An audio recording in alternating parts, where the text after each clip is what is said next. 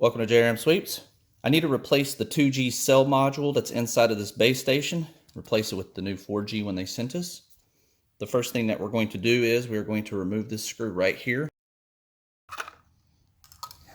Now when you remove that screw, it'll get us to the battery pack. So then we just want to remove one battery here. This will cut power off to the base station. Then simply take and hold the bottom. You'll hear that snap rotate.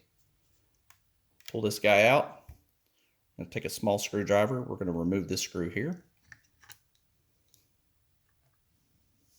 Pull this guy up. And then what we'll need to do is very carefully unplug down here at the bottom. This is the old one. When you get your new one, it should have the new SIM card already in there. We're just going to reverse this process here.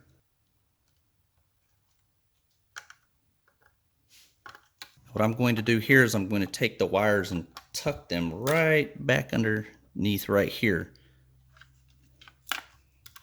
Push those kind of into that space. Don't forget to tighten it down with the new screw. Insert your battery that we removed. Welcome to SimpliSafe. Put the cap back on.